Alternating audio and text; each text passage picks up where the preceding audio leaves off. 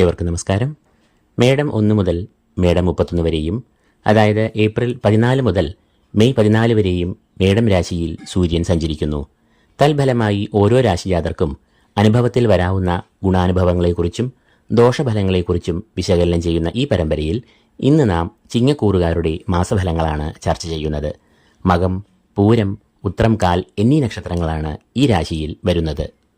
സൂര്യൻ എന്നത് ഈ രാശിജാതരുടെ രാശ്യാധിപൻ തന്നെയാകുന്നു. ആ രാശ്യാധിപനായ സൂര്യൻ ഇവരുടെ ഭാഗ്യസ്ഥാനമായ 9ാം ഭാവത്തിലേക്കാണ് പ്രവേശിക്കുന്നത്. തുടർന്ന് ഒരു മാസം സൂര്യൻ അവിടെ സ്ഥിതി ചെയ്യുകയും ചെയ്യും. ഇത് ഈ രാശിജാതർക്ക് അനുകൂലമായ ഫലങ്ങളെ പ്രദാനം ചെയ്യുന്നതാണ്. പ്രധാനമായും ഭാഗ്യാനുഭവങ്ങൾ പുഷ്ടിപ്പെടും. തൊഴിൽ രംഗത്ത് ഏറെ പുരോഗതി, ഉയർച്ച, ഉന്നതി എന്നിവ ഉണ്ടാകും.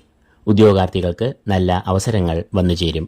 ഉപരിപഠനം, ഗവേഷണം എന്നിവയിൽ ഏർപ്പെട്ടിരിക്കുന്നവർക്കും ഏറെ അനുകൂലമായ സമയമാണ് ഇത്.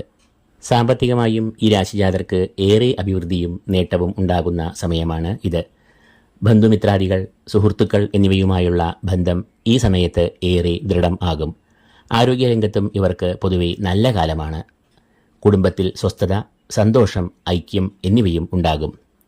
ഇതോടുകൂടി ചിങ്ങക്കൂറുകാരുടെ മാസഫലങ്ങൾ ഇവിടെ പൂർണ്ണമാകുന്നു. ഏവർക്കും വിഷു ആശംസകൾ നേർന്നുകൊണ്ട് നിർത്തുന്നു. നന്ദി, നമസ്കാരം.